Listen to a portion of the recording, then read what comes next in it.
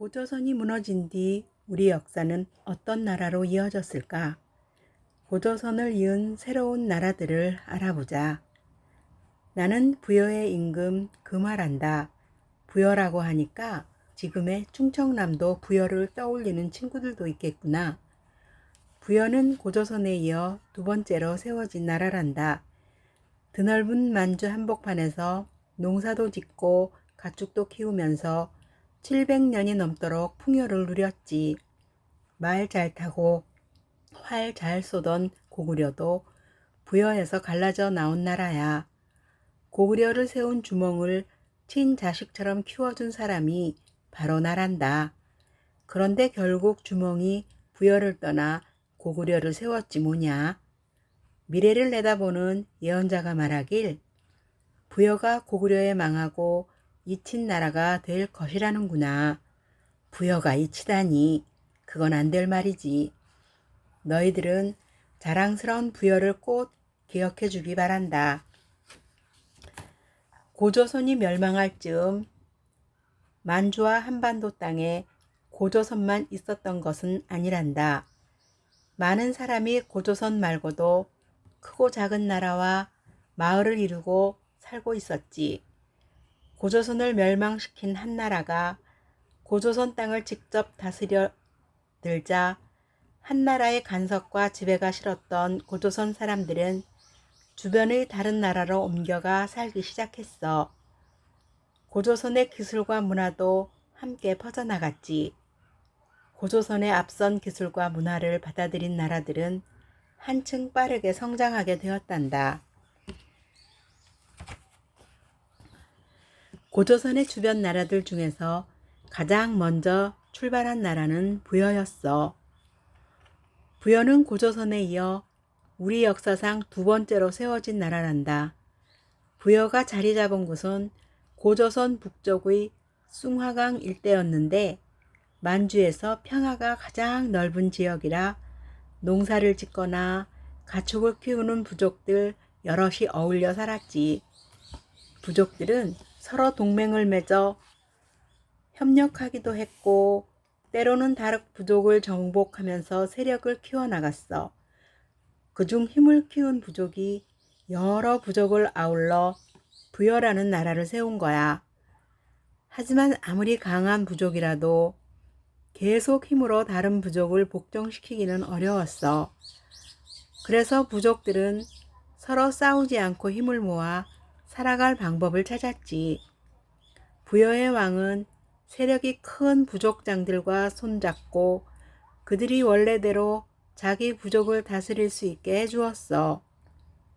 부여를 대표하는 왕은 도읍을 다스리며 외교와 군대의 일을 맡아보았고 도읍 외의 영토는 4개로 나누어 각 부족의 대표들이 다스리게 했지. 부족의 대표들은 마가, 우가, 구가, 저가라 불리는 부족의 부여의 귀족이 되었단다. 부여 사람들은 기름진 평야에서 농사를 짓고 넓은 풀밭에서 소, 말, 돼지 따위의 가축을 키웠어. 땅이 풍요로워서 생산량은 점점 늘어났지. 하지만 모두가 잘 살게 된 것은 아니었어. 땅과 가축이 있는 사람들은 점점 부자가 되었지만 그렇지 못한 사람들은 배를 골기도 했어. 가난한 사람들은 부자의 물건을 훔치기도 했는데 부여 사람들이 지켜야 할 법은 매우 엄격해서 도둑질을 한 사람은 훔친 물건의 값을 12배를 물어내야 했고 물어내지 못하면 노비가 되었단다. 부자들은 점점 더 많은 노비를 거느리게 되었고 노비는 주인을 위해 일하며 주인의 물건처럼 취급되었지. 게다가 부여에는 순장 풍습이 있어서 주인이 죽으면 노비도 주인과 함께 땅에 묻혀야 했어. 부여에서는 12월이 되면 온 나라 사람들이 모여 하늘에 제사를 지냈어. 이 제사를 영고라고 했는데 북을 울리면서 신을 맞이한다는 뜻이란다. 농사 기술이 발달하지 못했던 옛날에는 하늘의 신이 농사일을 돌봐준다고 믿었지. 그래서 한 해 농사가 끝나면 햇빛과 비를 내려준 하늘의 신에게 감사드리고 또 새로 시작될 한 해의 평안과 풍년을 빌었던 거야. 정성을 다해 제사를 지내고 나면 며칠씩 먹고 마시고 춤추며 신나는 축제를 벌였단다. 영고는 하늘신에게 지내는 제사일 뿐만 아니라 온 나라 사람들이 한 마음으로 즐기는 부여 최고의 명절이었어. 부여는 살기 좋고 힘센 나라였어. 하지만 남쪽의 고구려가 커지면서 부여는 점점 힘을 잃어갔단다. 고구려를 세운 주몽은 본디 부여에서 자란 사람이야. 부여의 금화왕이 주몽을 데려다 길러주었는데 금화왕의 아들 대소가 지혜로운 주몽을 시기해 죽이려고 했지. 주몽은 대소를 피해 부여를 빠져나왔고 부여의 남쪽에 새로운 나라 고구려를 세운 거야. 고구려도 처음에는 부여의 눈치를 보는 약한 나라였지. 부여의 왕이 된 대소는 고구려를 괴롭히다가 고구려가 말을 듣지 않자 군사를 일으켜 공격하기도 했어. 하지만 고구려의 세 번째 왕인 대무신왕이 부여를 공격해 대소왕을 죽이고 난 후부터는 거꾸로 부여가 고구려에 꼼짝 못하는 신세가 되었단다. 부여가 있던 만주 지역에서 한반도 쪽으로 내려오면 동해안을 따라 옥저라는 나라가 있었어. 큰 평야는 없었지만 땅이 기름져 농사가 잘 되었고 바다를 끼고 있어 해산물과 소금이 풍부했단다. 바다와 높은 산으로 둘러싸인 옥저에는 특이한 결혼 풍습이 있었어. 옥저에서는 신랑의 집에서 장차 신부가 될 어린아이를 데려다가 어른이 될 때까지 키운 후 며느리로 맞이했단다. 옥저는 집이 5,000여 호에 불과한 데다 나라를 다스리는 임금도 따로 없었어. 대신 삼노라 불리는 우두머리가 각 마을을 이끌었지. 옥저는 작고 힘이 약한 탓에 이웃 나라에게 두루 시달림을 당했어. 특히 고구려에는 옷감과 해산물, 소금 등을 세금으로 바쳐야 했지. 옥저는 끝내 나라의 힘을 키우지 못하고 고구려에 통합되고 말았단다. 옥저 아래쪽에는 동예가 자리 잡고 있었어. 동예에도 옥저처럼 임금이 없이 마을의 우두머리들이 다스리는 나라였단다. 마을을 다스리는 우두머리만 있을 뿐 여러 마을을 아우르는 힘센 지배자는 등장하지 않았지. 특히 동해에는 산과 강으로 각 마을의 경계를 정하고 다른 마을 사람들이 함부로 들어오지 못하게 하는 풍습이 있었어. 만약에 이를 어기고 다른 마을이 산이나 강에 들어가 나무를 베거나 물고기를 잡으면 그 벌로 노비나 소, 말을 내놓아야 했단다. 이런 풍습 탓에 마을끼리 오가는 일이 드물었고 마을들이 하나로 뭉쳐 더 큰 나라로 발전할 만한 기회가 마련되지 않았지. 동해도 옥저처럼 힘센 나라들의 간섭을 받다가 고구려에 정복당하면서 사라지고 말았어.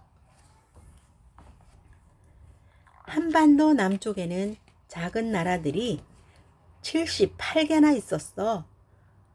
작은 나라들은 힘센 나라가 쳐들어오면 속수무책이었지. 그래서 서로 힘을 합쳐 외적의 침입을 막고 도움을 주고받기로 연맹을 맺었단다. 지금의 전라도와 충청도 지역의 54개 나라가 마하늘, 경상남도 지역의 12개 나라가 변하늘, 경상북도 지역의 12개 나라가 진하늘 이룩했지. 각 나라를 다스리는 우두머리는 따로 있었고 그중 가장 큰 나라의 우두머리가 왕 노릇을 하며 연맹을 이끌었어. 마한, 진한, 변한을 통틀어서 사만이라고 한단다. 고조선이 멸망한 뒤 고조선 사람들이 삼한으로 옮겨왔는데 이들이 고조선의 앞선 문화를 전해준 덕분에 삼한은 더 발전하였고 고조선과 비슷한 풍속을 갖게 되었지. 삼한이 자리 잡은 한반도 남쪽은 날씨가 따뜻하고 땅이 기름져 농사짓기 알맞았어. 조, 보리, 콩, 밀 따위의 밭농사를 주로 지었는데 저수지를 만들고 나서는 논농사도 짓게 되었단다. 고조선 사람들이 철을 다루는 기술을 알려준 뒤로 괭이, 가래, 삽 같은 농기구를 철로 만들었었어. 철제 농기구는 단단해서 땅을 더 깊이 팔 수 있었고 거친 땅을 고를 때도 부서지지 않았지. 심한 삼한 사람들은 철제 농기구 덕에 힘을 덜 들이고 더 많은 곡식을 얻게 되었어. 창고에는 곡식이 쌓여가고 생활은 넉넉해졌단다. 삼한에서는 1년에 2번 축제가 열렸어. 씨앗을 뿌리고 난 5월과 농사일이 끝난 10월, 며칠 동안 축제를 열고 하늘신에게 제사를 지냈단다. 사람들은 밤낮으로 먹고 마시며 즐겁게 춤을 추었어. 춤출 때는 수십 명이 줄지어 땅을 밟으며 장단을 맞췄지. 땅을 밟는 동작에는 농작물이 잘 자라기를 바라는 마음이 담겨 있었단다. 삼한에서는 나라의 제사를 맡아보는 사람을 천군이라 불렀어. 천군은 소도라는 특별한 장소에 살면서 하늘신을 섬기고 제사를 지냈지. 소도의 입구에는 큰 나무를 세우고 방울과 북을 매달아 함부로 드나들 수 없는 성스런 장소임을 알렸어. 죄를 지은 사람도 소도로 도망쳐 들어가면 잡을 수 없었단다. 2000년 전쯤 삼한의 변화가 일기 시작했어. 삼한의 나라들이 힘센 나라를 중심으로 합쳐지기 시작한 거야. 마한에서는 한강 유역에 자리 잡고 있어서 농사가 잘 되던 백제가 주변 나라들을 정복하면서 세력을 넓혀갔어. 진안에서는 쇠를 만드는 기술이 발달했던 사로국이 뛰어난 무기를 앞세워 이웃 나라들을 물리치고 신라로 발전했지. 변화는 다른 지역보다 철이 많이 생산되는 곳이었단다. 변환의 철은 일찍부터 낙랑과 외에 수출될 만큼 유명했어. 변환에서는 바닷가에 자리 잡았던 구야국이 철을 수출하면서 빠르게 커나갔지. 금관가야로 이름을 바꾼 구야국은 변환의 12개 나라가 모인 가야 연맹의 우두머리가 되었단다. 이렇게 한반도 남쪽의 삼한으로부터 백제, 신라, 가야가 서고 북쪽에서는 가장 먼저 자리를 잡은 부여와 새로 일어난 고구려가 힘을 다투었지. 그중 고구려, 백제, 신라가 주변 나라들을 정복하면서 점점 더 강한 나라로 커갔어. 고조선이 사라지고 크고 작은 나라들이 어울려 살아가던 한반도에 새로운 강자가 나타난 거야. 세 나라는 때로는 힘을 합치고 때로는 맞서면서 경쟁하기 시작했지. 고구려, 백제, 신라가 힘을 겨루던 시대, 우리 역사의 삼국시대가 시작된 것이란다.